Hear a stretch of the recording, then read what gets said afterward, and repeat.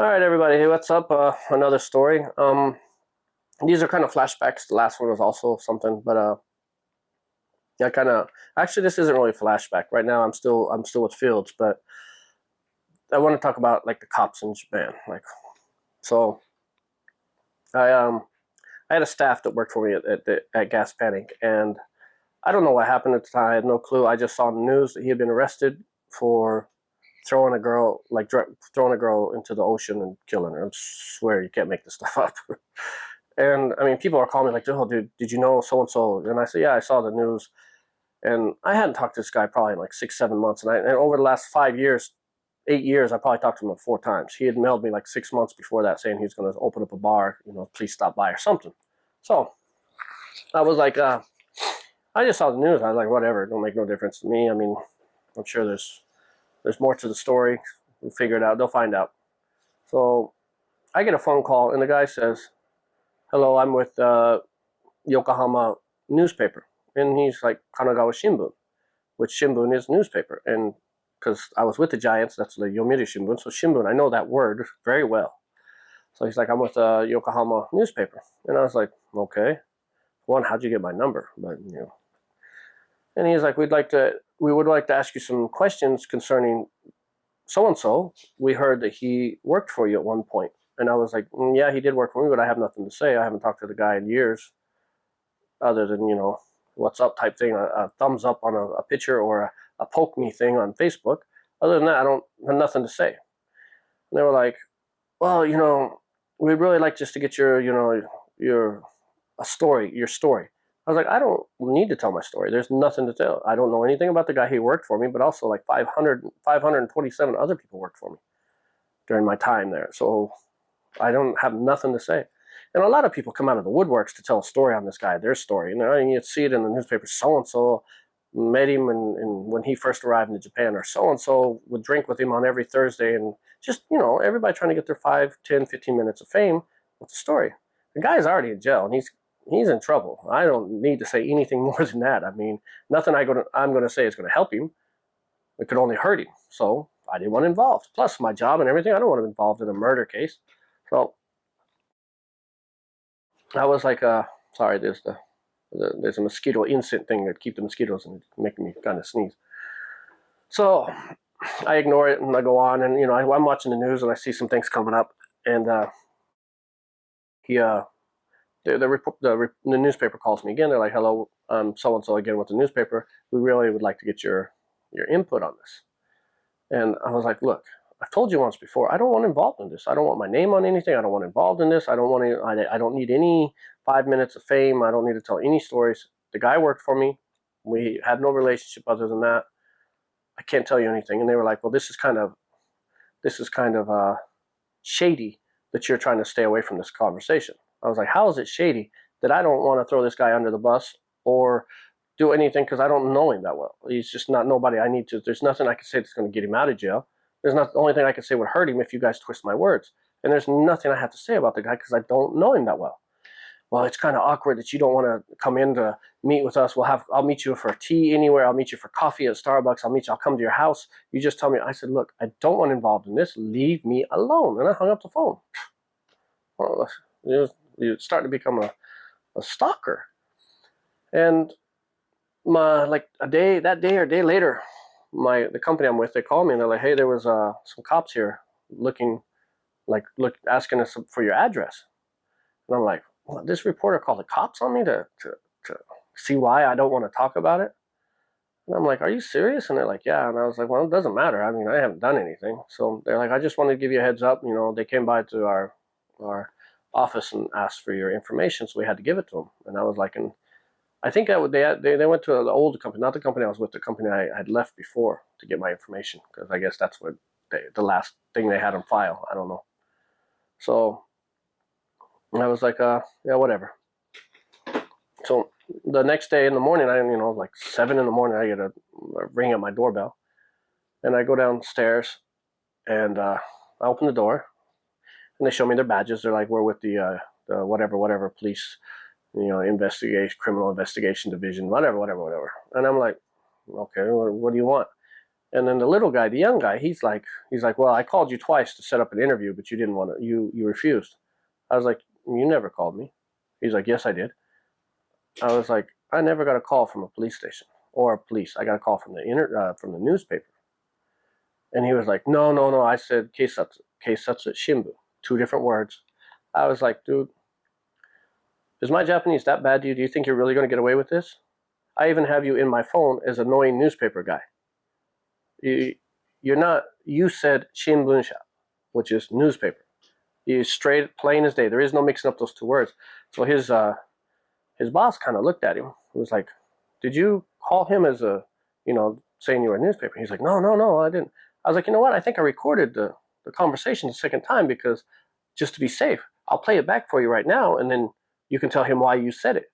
So the little guy was like, yes, I might have said it because I didn't think I thought he would get scared if I told him I was police. And so the older guy, his boss, was like, you can't do that. He's like, I'm sorry. I was like, look, just come in, whatever. And he was like, is it okay we come in? I said, of course, I have nothing to hide. So they come in the house. And they're sitting down at the table. And they're like, well, why were you so reluctant to talk with us? I said, for one, you said you were a newspaper.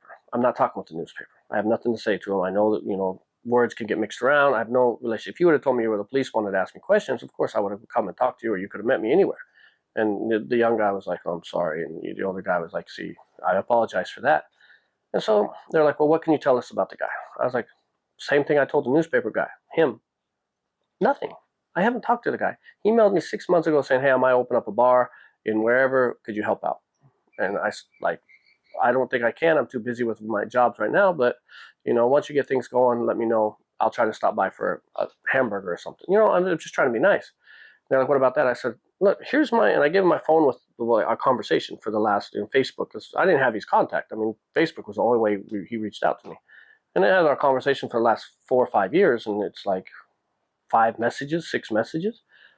Well, okay, so you didn't have any contact. I said, I don't even have his phone number. I don't have his. I said, you can check his phone from my phone number. It's not going to be in there. You can check. I don't talk to the guy. I don't have his line or his WhatsApp. I said, you can search his name. There's nothing's going to pop up.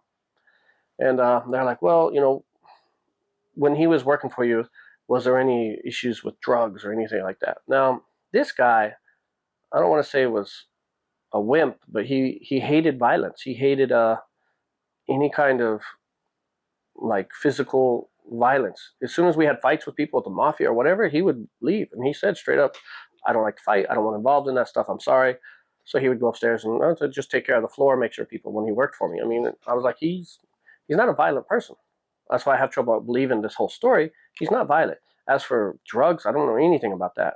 I mean, this guy, he liked to get a group of people together and go have, rent out a hotel room and do like a hotel party. That was his thing, but there was nothing any more than I heard that I knew of. I was very strict on that stuff. If any of my staff got caught with any kind of illegal substances, they're fired on the spot. I said, you can ask the one lieutenant or captain that I had helped out, and you heard from the other stories if you watched it. So you call him. He knows. I don't play around with that stuff. So no, there is no. I know nothing about any type of any substances or anything like that. Only thing I know was he wasn't a fighter. He didn't like having any physical. He liked to stay out of trouble. And I think he only worked for me for like 5-6 months, maybe a year at the most. And that was like 9 years ago. I don't know. So they're asking me all these little, well, did you know about this? Or did you hear about this? Do you know that he was seeing these people? I said, guys, you saw my conversation.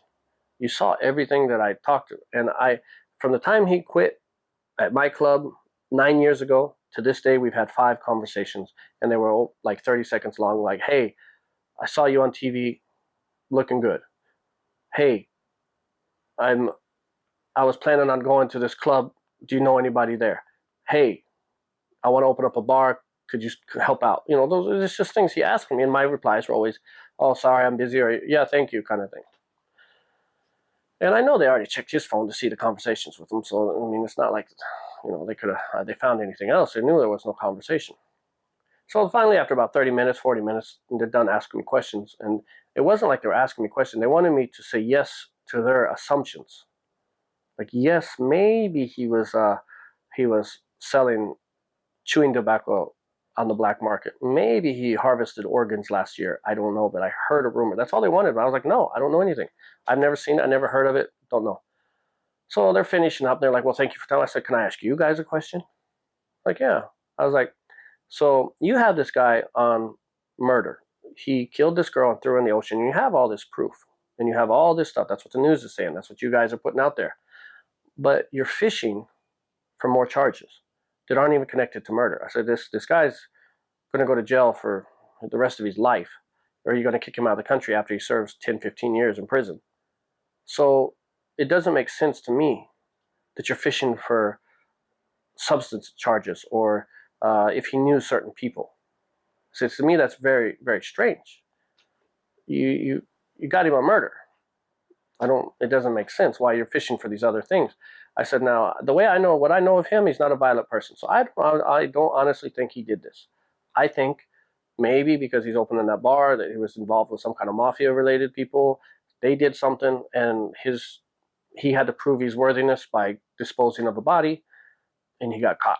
And I said, that's my personal opinion because he's just not a violent person from what I know. And the way you guys are fishing around tells me that, there's more to the story. And, the upper guy was like, oh, we can't discuss the thing, but please don't mention this to anybody. It's okay. Don't even. And now they're getting paranoid that I'm going to call a newspaper and, tell them. And I could see the whole posture, everything changed about him when I told them this. Like, they were like, oh my God, what does he know? And so they left.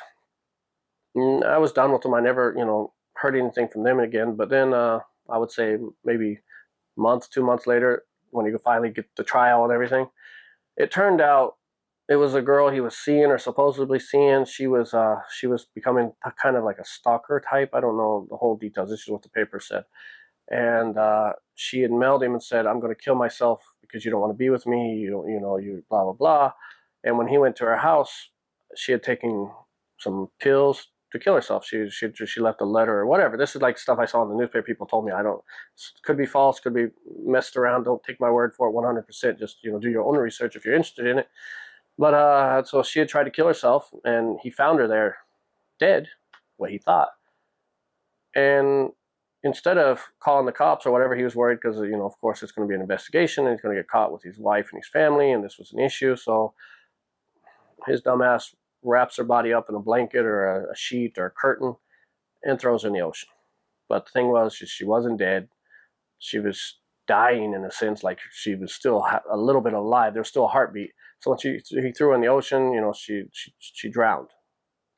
And they got him on that. But because she had wrote the suicide letter, she did take the pills or did whatever she did kind of thing, and she did try to take her own life, I think they got him on disposing of a body after the fact or something like that. So the charges were a lot less. And that's why they were trying to hit me up, trying to get more charges on him, like, drugs or anything else, to hold him longer, to put him in prison longer, or whatever their process is. And I think he did like a year or 2 or 3, I don't know, and then they kicked him out of the country. So that was that. I mean, that's just how they work over here. There's good cops and there's, the ones you got to watch out for. If you get pulled over, they're going to give you a ticket for the majority of the time. If you park on the side of the street, they're going to give you a ticket quick. They love giving tickets. That's like their specialty. They can't physically touch you unless you go ballistic on them. If you're drunk or you're violent, what they do is like 10 cops will grab you and they'll wrap you up in like a mattress, futon, and where you can't move, you're like just a burrito, and then throw you in the car and they take you down to the police station. They can't really get physical with you unless you go ballistic on them. And it's crazy to watch how much they take from these guys. I mean, I've seen guys kick them and spit on them and flip them in the head and poke them and things, and they just stand there. And they hardly ever, but they do have the right to search you at any time. And when they do search you, if you're a foreigner here, if you're visiting or you're living, you've got to have your either resident card on you, or you have to have a passport or a copy of your passport, because they can ask you for it. You can fight them. You can say, I'm not going to give it to you. I don't want to show you. And you can fight them for 20, 30, 40 minutes, and just going to be more cops and more cops and more cops. And sooner or later, you are going to have to give in, because by law, they have the right to ask you to see if you're a legal citizen or whatever. And body checks, they can do a body check if they want. And so if you come to Japan and you're here to, stay a while, just carry that kind of information on you. The cops they're just like any other. They're good cops and there's bad cops, but they don't just come at you like that. They might stop you and say, hey, can you show me your pockets? And if you argue with them, it's going to get worse. Just show them your pockets. If you have something to hide, good luck on that one, because you will get in a lot of trouble if you get caught with anything like that. So that's my my story of a murder case. All right, thanks for watching. Catch you later.